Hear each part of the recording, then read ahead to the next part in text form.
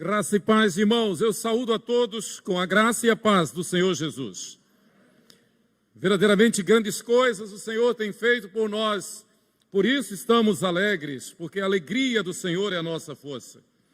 Vivemos um contexto semelhante ao contexto de Neemias, o reconstrutor dos muros de Jerusalém. Mais ou menos no ano 450, mais ou menos 40 anos depois que o povo de Israel voltou dos 70 anos de cativeiro. Imagine que eles foram para o cativeiro, Israel, o reino de Judá, foi para o cativeiro mais ou menos no ano 550. Passaram 70 anos no cativeiro, primeiro babilônico, depois cativeiro medo-persa. E agora eles voltaram sob o decreto de Dario, persa, o Medo. E eles voltaram para Jerusalém. Alguns voltaram, muitos não quiseram voltar, preferiram continuar lá na terra pagã, na terra da Pérsia. E dos que voltaram, a grande maioria não estava consciente, não estava côncia, não estava sincera para com Deus. Cada um estava cuidando de si, dos seus negócios, estavam sendo prósperos. O profeta Ageu retrata muito bem a situação do povo de Israel quando voltou do Egito. Interessante, pela misericórdia de Deus, eles se tornaram prósperos. Eles foram muito abençoados pela graça comum. E abençoados, progredindo, eles se esqueceram de Deus. E estavam cuidando das suas casas apaineladas, construindo casas na cidade, casas no campo.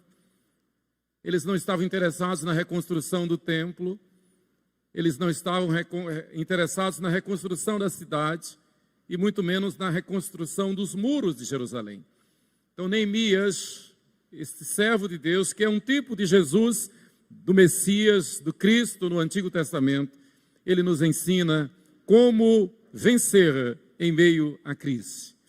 E a maneira como nós entendemos de forma mais clara é que vencemos a crise olhando para o novo céu e a nova terra, olhando para a eternidade, olhando para a glória celestial, uma vida que é infinitamente, incomparavelmente melhor do que esta que nós vivemos, uma vida da qual nós não teremos a mínima lembrança de tristeza, de dor, jamais, mas que viveremos com o Senhor e com a presença dos resgatados do Senhor, com a presença dos fiéis resgatados, dos santos santificados, que serão arrebatados por Cristo para então viver o novo céu e a nova terra. Os muros da cidade são construídos por Jesus Cristo. Ele é a luz da cidade, Ele é o Senhor da cidade. E nós nos dirigimos para essa cidade que a Bíblia chama de Nova Jerusalém. Neemias veio para a Jerusalém física. Neemias cuidou de reconstruir os muros da Jerusalém física, o Rei dos Reis, o leão da tribo de Judá, a raiz de Davi, o Filho perfeito de Deus, Jesus Cristo, a nossa alegria, Jesus Cristo, o nosso Senhor, Jesus Cristo, o nosso Salvador, já preparou uma nova Jerusalém para todos os que nele esperam, em santidade e novidade de vida, submissos à igreja do Senhor Jesus.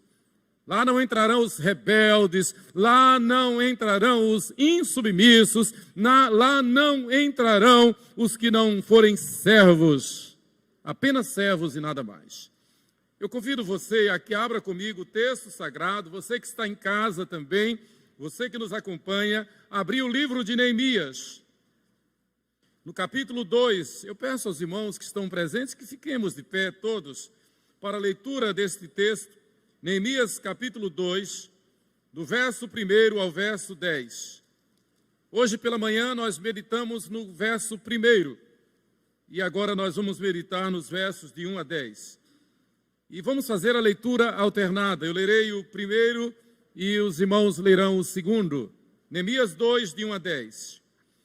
Você que está em casa, leia também. No mês de Nissan, no ano 20º do rei Artaxerxes, uma vez posto o vinho diante dele, eu o tomei para oferecer e lhe dei. Ora, eu nunca antes estivera triste diante do rei.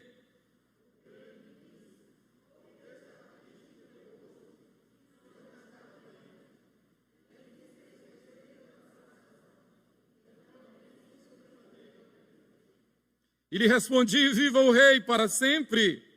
Como não me estaria triste o rosto, se a cidade onde estão os sepulcros de meus pais está assolada e tem as portas consumidas pelo fogo?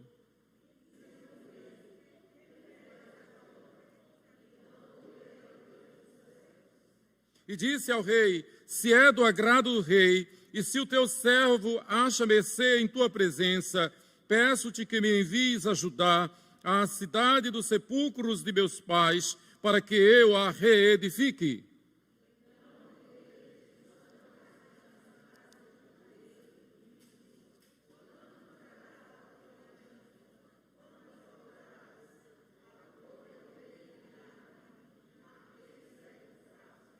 E ainda disse ao rei: se ao rei parece bem, deem-se-me cartas para os governadores da além do Eufrates, para que me permitam passar e entrar em Judá.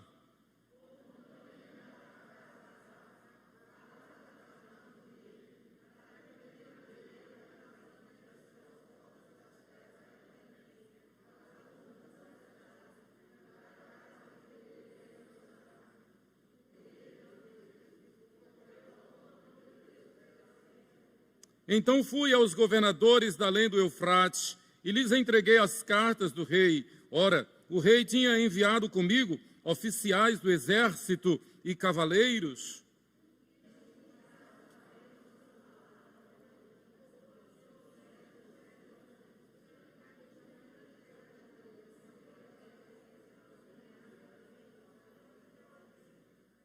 Amém.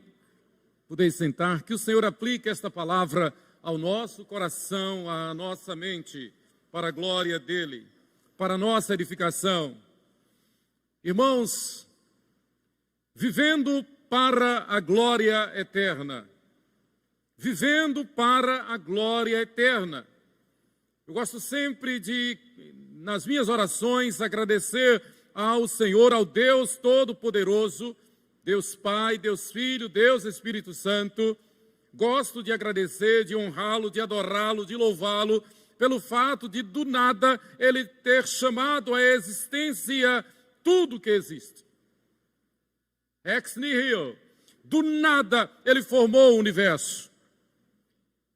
E eu lembro-me muito bem que um dos primeiros movimentos do Espírito Santo a chamar-me para ser pastor foi em 1978, numa aula de Química com o professor Barretão, no Instituto de Tecnologia e Pesquisa de Sergipe, onde funcionava a Faculdade de Química da Universidade Federal de Sergipe. E era das aulas mais concorridas. E eu me lembro como que professor e colegas falavam da ciência como se a ciência tivesse resposta para tudo. E falavam da ciência de uma forma, naquele contexto ali, eles estavam falando da ciência de uma forma a negar a Deus. E embora eu ainda não tivesse feito a minha pública profissão de fé, mas pelo fato de ter nascido num lar cristão, a influência do culto doméstico na minha vida, a influência dos meus pais, a influência de participar da escola dominical, embora não tivesse ainda feito a minha pública profissão de fé, aquilo mexeu comigo.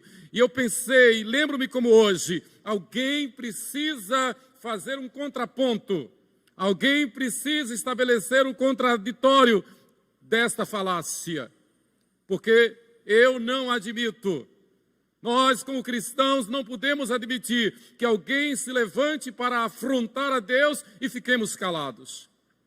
E você quer saber, afronta-se a Deus em toda prática abominável, em toda prática de incredulidade, em todo o ensino da teoria da evolução, em toda proposta de se resgatar o homem pelo social, em se resgatar o homem pela mera prática das boas obras. Isto é uma afronta contra Deus, porque o único meio de redenção para o homem é através do sacrifício de nosso Senhor e Salvador Jesus Cristo, o Filho perfeito de Deus, Deus que se fez carne e veio habitar entre nós, cheio de graça e de verdade, e levou na cruz o nosso flagelo, levou na cruz os nossos pecados, levou na cruz a nossa miséria, levou na cruz a nossa ignorância, levou na cruz a nossa soberba, levou na cruz a nossa morte,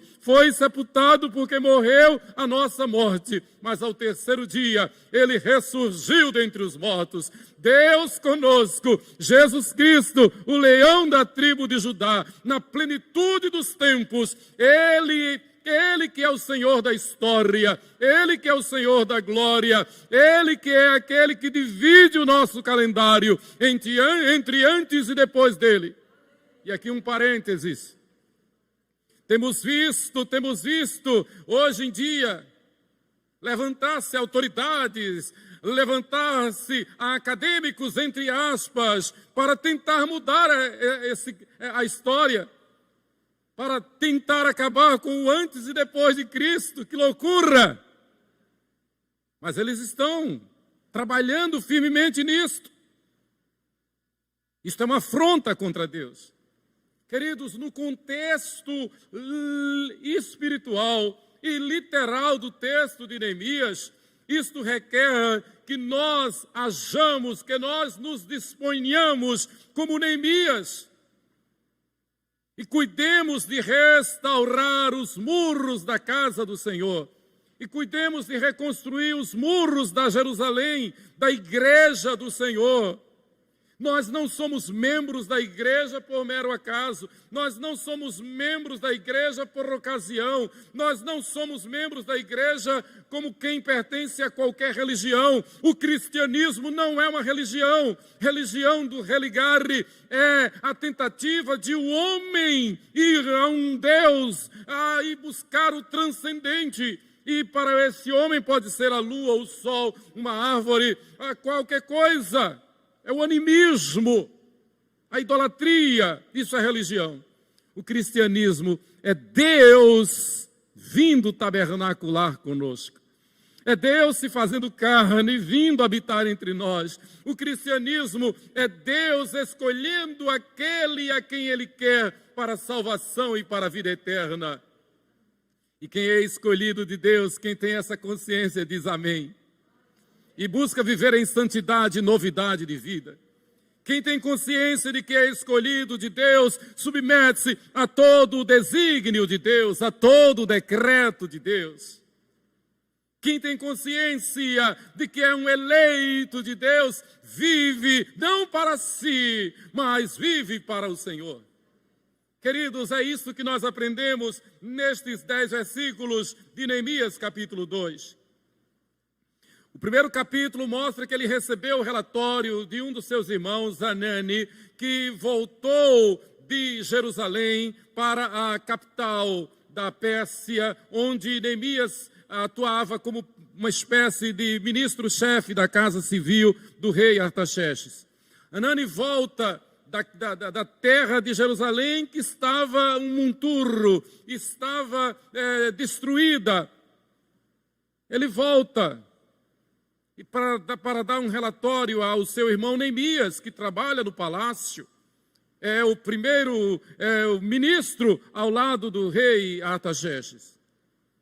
Como eu disse no início, quando da volta do exílio, muitos não quiseram voltar para Jerusalém, preferiram continuar no bem bom humano lá na Pérsia. E muitos dos que voltaram optaram por cuidar dos seus negócios, como bem denuncia o profeta Ageu, o profeta Malaquias, o profeta Jeremias, o profeta Ezequiel, denuncia.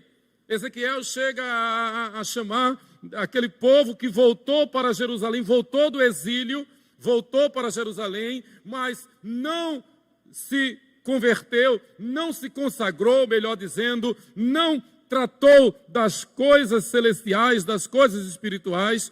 e Ezequiel chama aquele povo de meretriz, porque optou por uma vida devassa, uma vida pregressa, uma vida infame, uma vida contra Deus.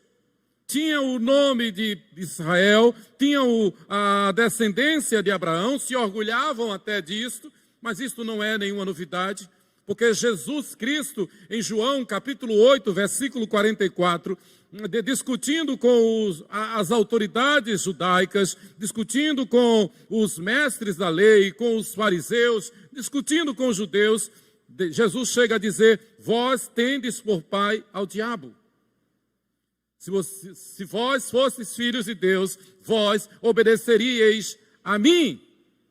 E porque vocês não obedecem a mim, vocês não são filhos de Deus, sim, são filhos do diabo. João 8, 44, é Jesus quem está dizendo. Queridos, e aqui eu faço um parênteses. Não basta dizer eu creio. Aliás, a Bíblia é enfática quanto a isso. A Bíblia diz: não basta dizer crer, porque o diabo crê e treme diante de Deus. O próprio diabo crê. É preciso crer e submeter-se. É preciso crer e obedecer. É preciso crer e viver em santidade e novidade de vida. E buscar a santificação, sem a qual ninguém verá a Deus. Então vejamos o contexto de Neemias. Neemias já nasceu no exílio. E pela graça de Deus, pela graça comum, pela inteligência que Deus lhe dera, ele foi alçado ao mais alto posto político no reino da Pérsia, que era a nação mais poderosa do mundo naquela época. Dominava o mundo a Pérsia. Não é como as nações de hoje, nós costumamos chamar de primeiro mundo, os mais ricos, os mais poderosos, esta ou aquela. Não, naquele tempo, quando se era poderosa, era única. Assim como foi o Egito, assim como foi a Grécia, assim como foi a Babilônia, assim como foi a Assíria, agora é a Pérsia, assim como foi Roma. A Pérsia dominava o mundo. Neemias era, abaixo do rei, a maior autoridade na Pérsia. Ele nasceu no exílio. A sua vida era toda ali na Pérsia. Mas eu entendo que da mesma forma que naquela aula do professor Barretão, de Química Industrial, ali em 1978, aqui em Aracaju, bombardeado por uma onda de afrontas contra Deus, contra o Criador, diante de uma propaganda da teoria da evolução, e que eu me indignei.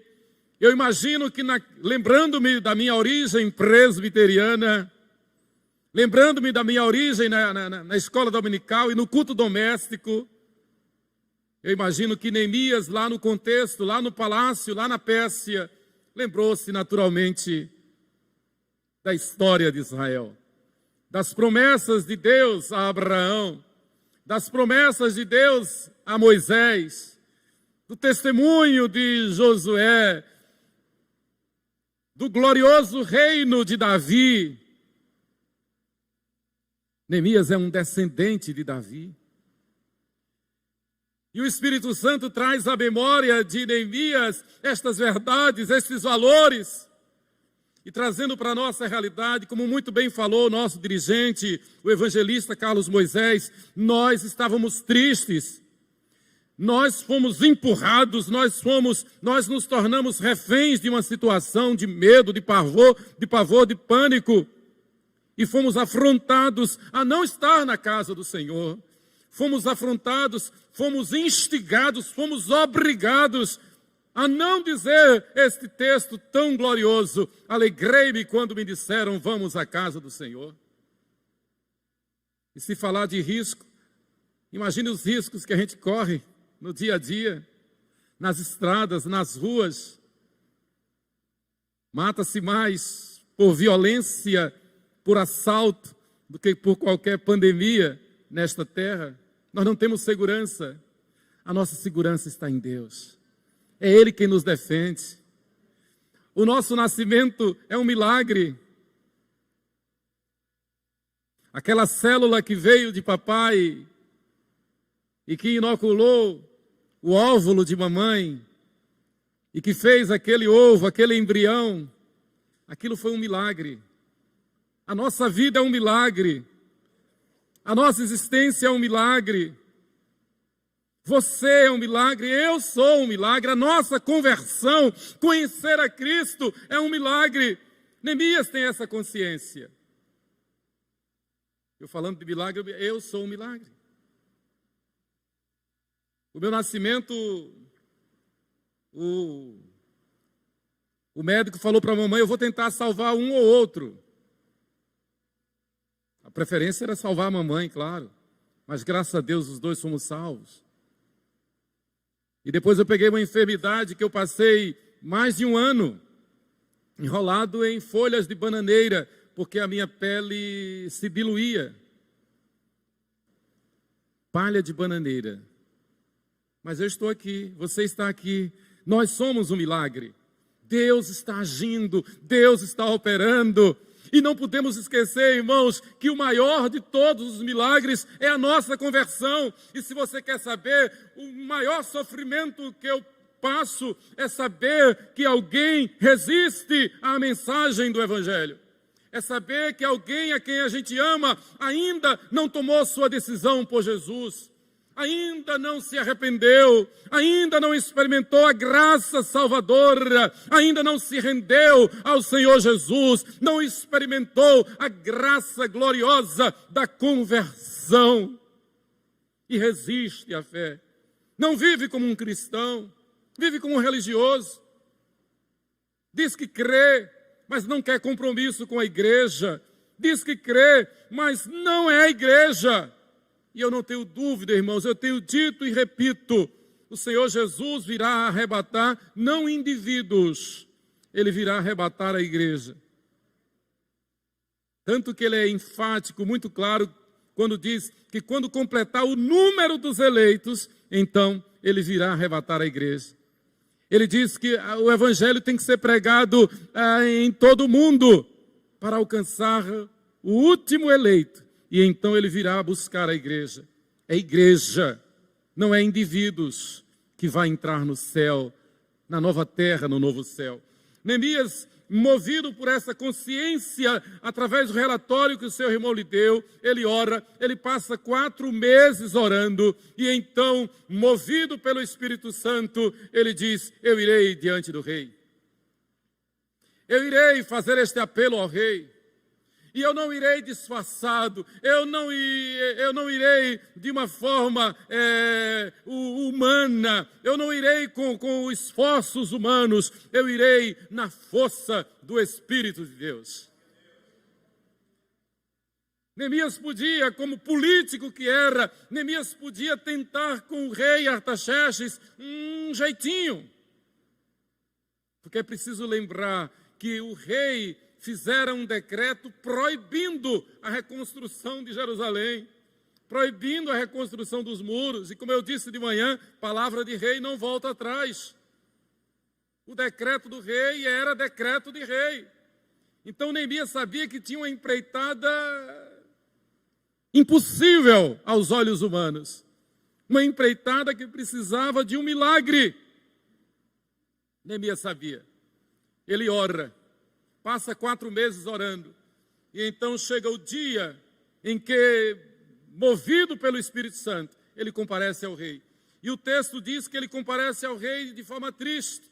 Vimos hoje de manhã, o copeiro a comparecer diante do rei de forma triste era um mau presságio. E não é misticismo não, era um sinal de que alguma coisa ruim estava acontecendo. Ou que alguém estava conspirando, ou que o próprio copeiro estivesse conspirando, ou que ele tivesse tomado conhecimento de que a bebida e a comida do rei estava envenenada. O semblante triste de Neemias diante de Artaxerxes era um sinal de calamidade. Era uma crise política das maiores. Mas, como disse Esther, sua contemporânea, Rainha Esther, se perecer, pereci. Eu vou comparecer diante do rei. Lembra da história de Esther, não é? para atender o pedido do seu primo e padrinho Mardoqueu, ela teria que comparecer diante do rei Assuero. Mas comparecer diante do rei sem haver sido convocado, ainda que fosse a esposa, ainda que fosse a rainha, estava sujeita à pena de morte. O mesmo aconteceria com Neemias. Neemias então comparece diante do rei. O rei então me disse: por que está triste o teu rosto, se não estás doente? Tem de ser tristeza do coração. Então temi sobremaneira. O rei, ele é de uma precisão cirúrgica. O rei não se deixa enganar, o rei não vacila. O rei vai ao ponto. Essa tua tristeza é alguma coisa no teu coração que você ou alguém está tramando contra mim. Pense na crise. O rei, que não era bobo, coisa nenhuma, ele põe Neemias em xeque. Mas claro, quem não deve não teme. Mas esse versículo 2 nos lembra o contexto que nós vivemos, o contexto em que nós estamos. Pelas circunstâncias, nós temos sido dominados por uma tristeza. Vocês não imaginam a alegria que eu senti, que eu percebi no semblante das crianças que subiram aqui ao púlpito e vieram me cumprimentar. Num primeiro momento, meio tímidas com essa história de cumprimentar assim. Eu nunca vi isso, eu não sou pugilista. Eu não sou Mike Tyson. Eu sou de abraçar.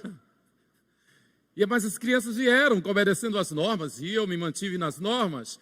Mas eu pude ver no semblante dos meninos, das meninas, a alegria, a emoção de se encontrar. E eu quero dizer que esses meninos cresceram muito.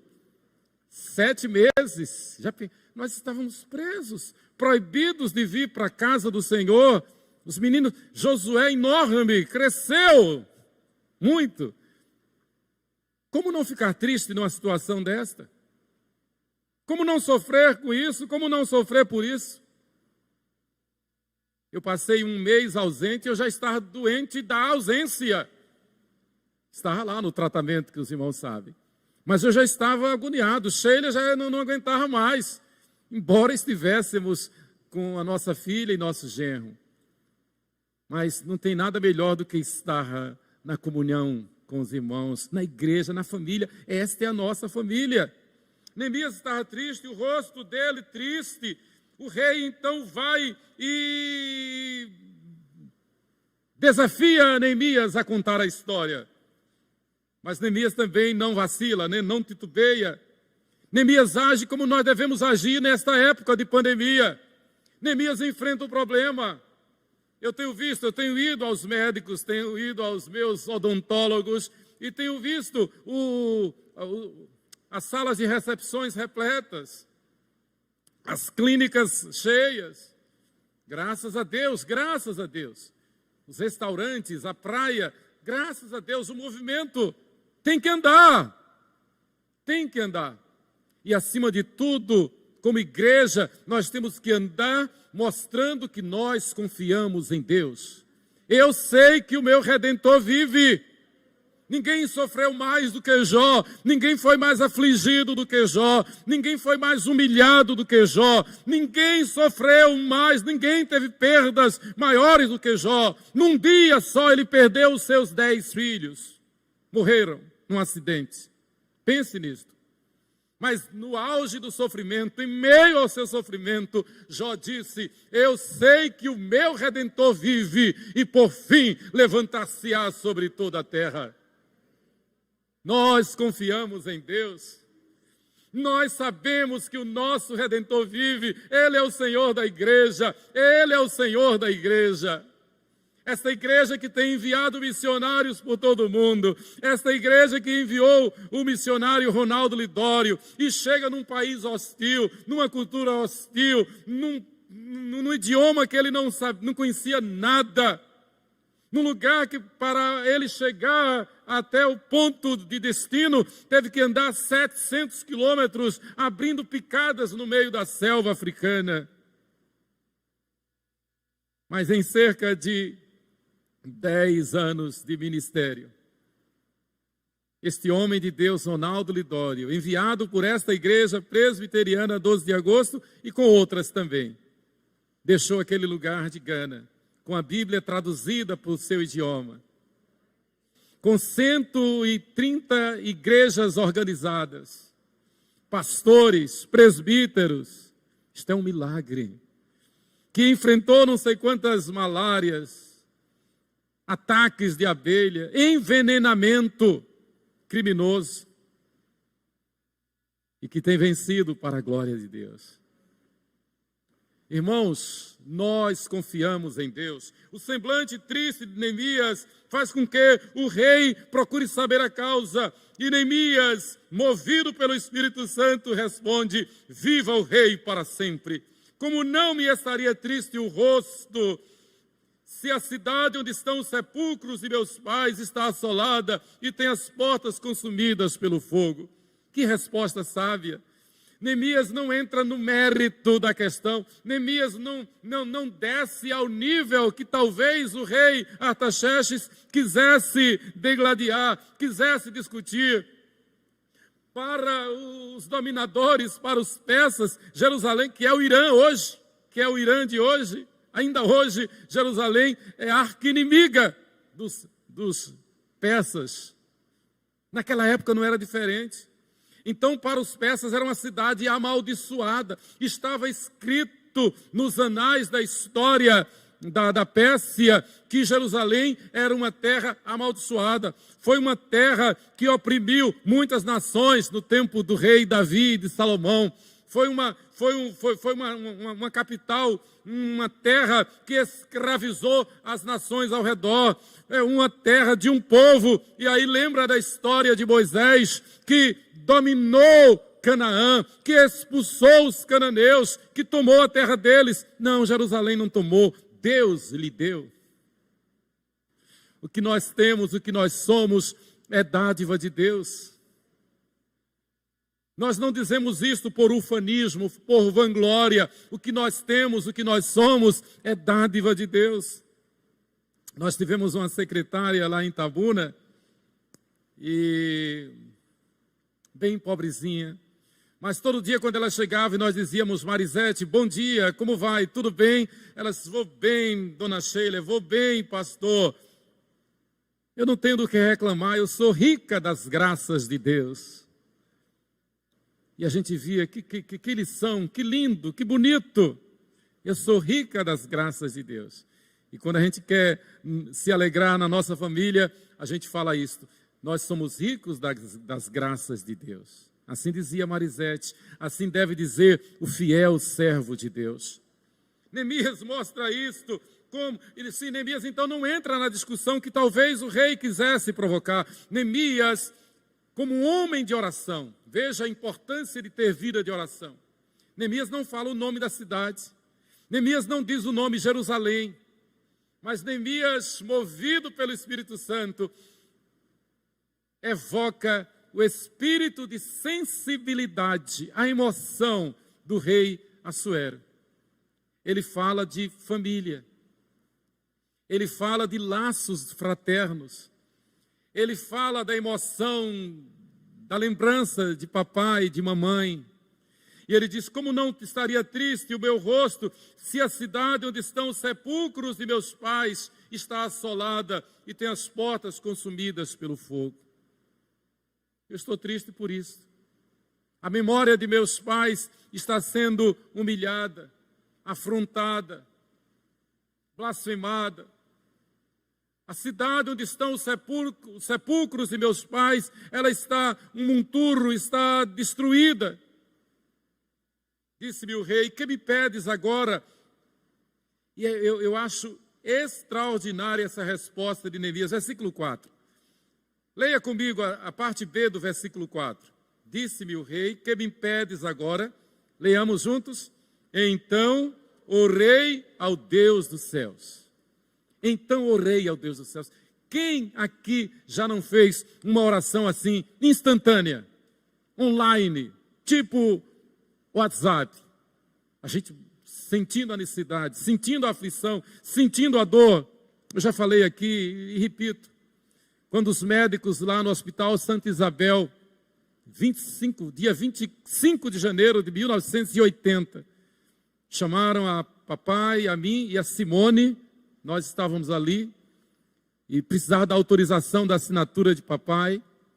Eles disseram: dona Naí, ela tem menos de 5% de chance, e a gente só pode operar se o senhor autorizar. E embora nós fôssemos menores, aliás, Simone que era menor, eu já era maior, mas papai olhou para nós e como que instantaneamente, nós balançamos a cabeça, sim, autorizamos. Papai assinou. E mamãe viveu mais 20 anos de vida, para a glória de Deus. Mas naquele momento, quando nós nos entreolhamos, eu, papai, Simone, nós sentimos que o Espírito, que nós estávamos orando. Interessante que naquele dia, quando eu cheguei no apartamento da nossa tia Maria, lá na Barra, eu coloquei a mão no bolso, porque na saída aqui uma tia havia colocado um bilhete no meu bolso. E essa tia era espírita, kardecista. Ela colocou o bilhete. Então, depois disso, quando eu cheguei em casa, que a gente foi daqui direto para o hospital. E eu peguei aquele bilhete, na verdade aquele bilhete era uma prece espírita de reencarnação. E a gente tinha acabado de dar aquela resposta ao médico. Eu me lembro como hoje, eu rasguei aquilo, joguei no lixo, repreendi no nome de Jesus. Disse essa palavra de Deus: seja Deus verdadeiro e mentiroso todo homem. Quem vai operar mamãe é Deus. E os médicos são instrumentos nas mãos de Deus. Então há momentos que a gente é desafiado a fazer uma oração instantânea. Eu imagino que os médicos fazem isso o tempo todo. Como foi emocionante agora nessa cirurgia que eu fiz na boca. Foram duas. Então, nas duas vezes, o cirurgião dentista chegou assim, pôs a mão em mim e disse: olha, não é porque o senhor é pastor, nem é pai da minha colega, doutora Rebeca, mas é o meu costume. Ele é presbiteriano também. É meu costume. Eu não faço nenhuma cirurgia sem antes orar pelo paciente e por mim. E ele orou. Neemias, quando diante daquela indagação do rei, ele faz uma oração instantânea. Então orei ao Deus dos céus. E o texto mostra que o Senhor respondeu. E disse então ao rei: se é do agrado do rei, e se o teu servo acha mercê em tua presença, peço-te que me envies ajudar. O Espírito Santo vai operando na vida, pondo a palavra nos lábios de Neemias. Neemias vai dando uma palavra que vai quebrando o coração do rei. Neemias que negara a si mesmo em função do Deus de Israel. Neemias agora é um instrumento nas mãos de Deus para abençoar, para quebrantar o coração do rei Assuero. Se é do agrado do rei, e se o teu servo acha mercê em tua presença, peço-te que me envies ajudar a cidade do sepulcro de meus pais, para que eu a reedifique. E aí ele é objetivo. Então me mande a capital de Judá, Jerusalém. Mais uma vez ele não fala o nome Jerusalém, mas ele cita o país. Me mande a ajudar, porque eu preciso reconstruir a cidade onde estão os sepulcros de meus pais. Irmãos, diante das ameaças, diante dos desafios, diante das incertezas, diante das crises, diante das pandemias que vêm e possam vir, e nós estamos muito certos de que no mundo teremos aflições, mas, tendo bom ânimo, venceremos, da mesma forma que o Senhor venceu por nós.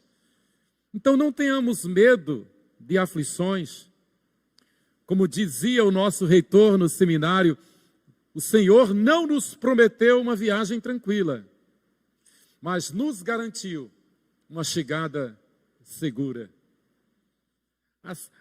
A viagem é meio tumultuada, tem percalços, mas não desanimes, não temas, a chegada será segura. E nós podemos vislumbrar a chegada, nós podemos vislumbrar, transpor este vale de lágrimas, transpor este vale de sombra da morte e fazê-lo com a certeza de que a vara e o cajado do Senhor nos consolam, com a certeza de que maior é aquele que está em nós do que o que está no mundo. Como diz o belo hino, temos por lutas passado, umas temíveis cruéis, mas o Senhor tem livrado delas os seus servos fiéis. Sim, Deus é por nós, quem nos vencerá? Dar-nos-á poder real, Deus nos valerá. O Senhor nos livrará de todo mal, não temas, que eu sou contigo todos os dias. Eu serei contigo todos os dias, até a consumação dos séculos. Não temas, não duvides, Deus é Deus conosco. Então, o rei, estando a rainha assentada junto dele, este fato de o escritor, certamente foi Esdras quem escreveu o livro de Neemias, fazer esse registro de que a rainha estava sentada ao lado, mostra a importância daquela reunião. O rei esteve então tão assustado com o semblante triste de Neemias, que já vinha de meses triste. Ele vinha há 4 meses orando desde que ele recebeu a notícia. Desde que ele recebeu a notícia, ele estava triste. E agora chegou o dia dessa audiência com o rei. O rei então chama a rainha para estar ao seu lado, mostrando a gravidade daquela reunião, daquela audiência. Então o rei pergunta: quanto durará a tua ausência? Quando voltarás? Aprove ao rei enviar-me e marquei certo prazo. Se nós olharmos o contexto aqui de Neemias, nós vamos ver que ele marcou, sabe quanto tempo? 12 anos. Ele pediu 12 anos ao rei para estar ausente. Ele que era o ministro-chefe da Casa Civil, o copeiro por excelência do rei da Pérsia. Ele então, movido pelo poder do Espírito Santo, cheio de intrepidez, cheio de ousadia, cheio de coragem, como nós devemos ter nesta época, como nós devemos ter esses dias de pandemia, de quarentena, acima de tudo fé, acima de tudo coragem, acima de tudo intrepidez. Neemias disse: eu preciso de 12 anos para realizar tal obra. E o texto diz: e ainda disse ao rei: se ao rei parece bem, deem-se-me cartas para os governadores da além do Eufrates, para que me permitam passar e entrar em Judá sabedoria. Eu vou, mas não vou sozinho. Eu preciso de uma guarda, eu preciso de guardiães, eu preciso de autoridade, de autorização do rei para atravessar até lá, para esta viagem. Uma viagem de cerca de 700 quilômetros. Eu preciso de uma companhia militar que me acompanhe. Como também carta para Asaf, guarda das matas do rei. E a palavra matas aqui no hebraico literalmente é paraíso. O rei tinha reservas florestais desde a Pérsia, a capital da Pérsia, até Jerusalém. Neemias disse: eu vou atravessar o paraíso do rei e eu preciso de autorização. Neemias conhece o nome do administrador do paraíso do rei, das florestas do rei, Asaf. Neemias disse: eu preciso de carta para Asaf. Eu preciso também que ele me dê madeira para as vigas das portas da cidadela do templo, para os muros da cidade, para a casa em que deverei alojar-me. E o texto diz: e o rei mas deu. Por quê? Versículo 8. E o rei mas deu tudo aquilo que eu pedi. Por quê? Porque a boa mão do meu Deus era comigo. Se você é salvo e tem certeza, e é servo fiel, você pode dizer: eu creio que a boa mão de Deus é comigo. Isso não é teologia da prosperidade, isso é teologia da fidelidade. Isso é conhecimento de causa, isso é conhecimento de Deus.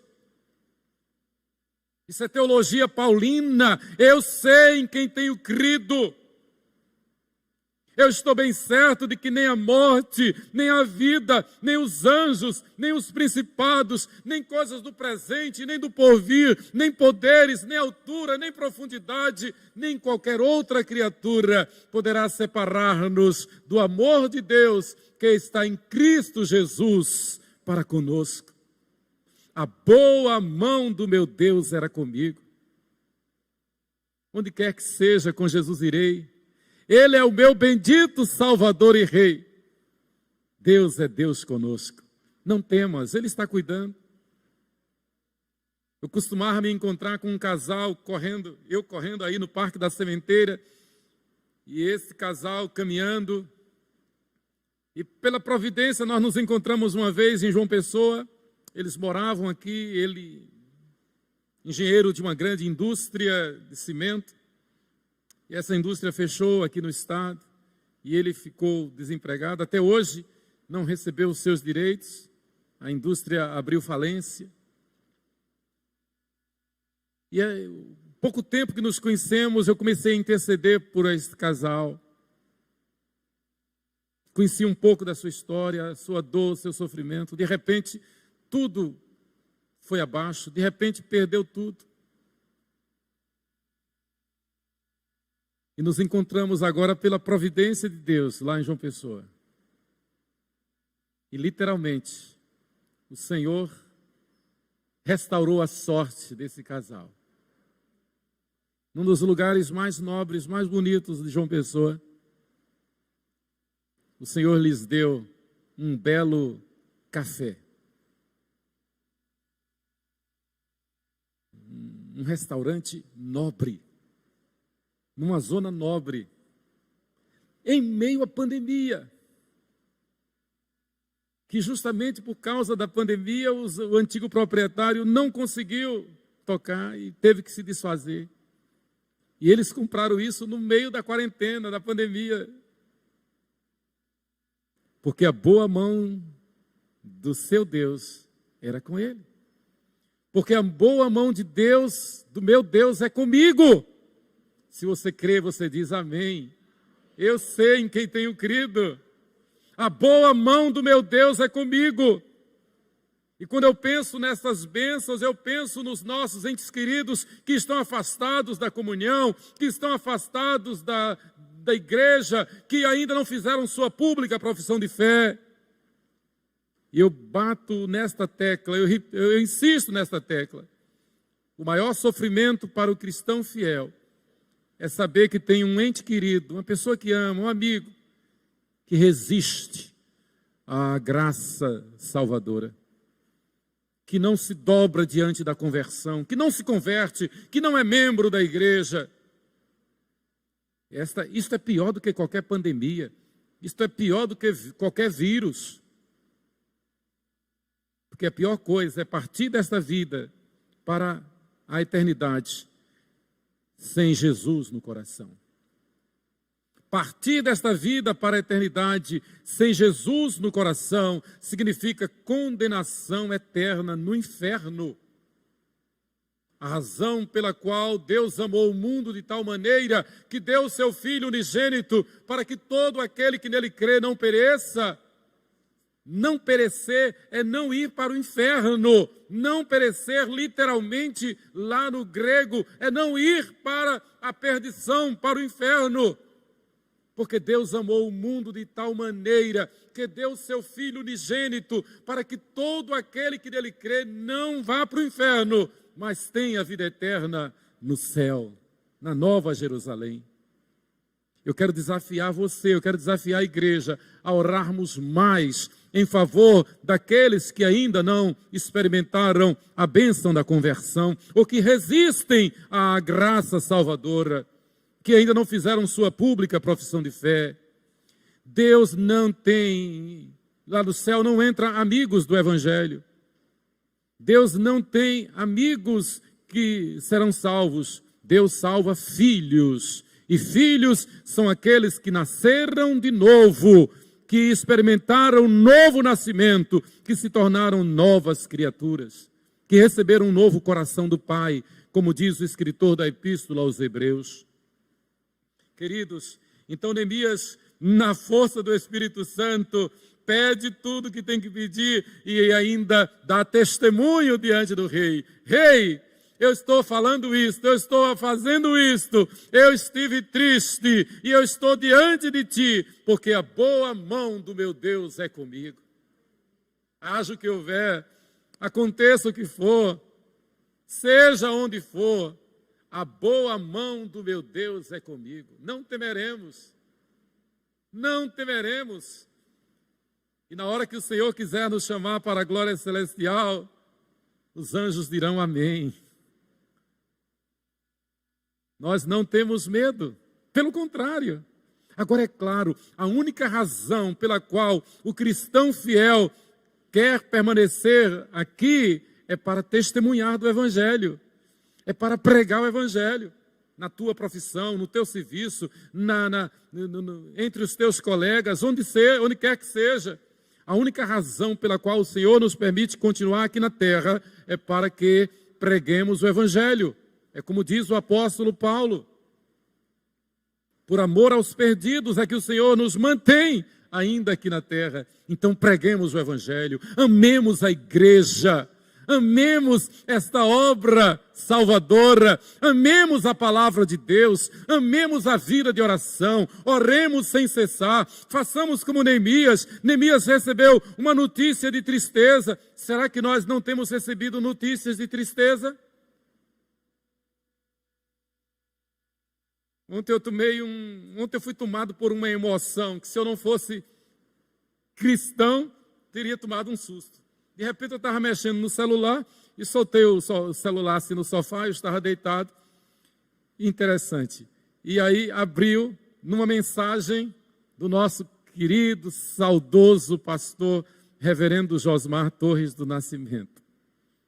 E do jeito que eu coloquei, acionou lá, e era uma mensagem falada que Josmar havia mandado para mim. Eu fui olhar a data, dia 5 de maio de 2020.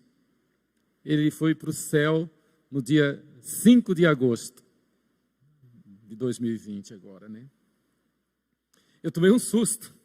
Mas, da mesma forma, eu me alegrei de saber que ele está num lugar incomparavelmente melhor. Isso nos traz a memória que nos dá esperança.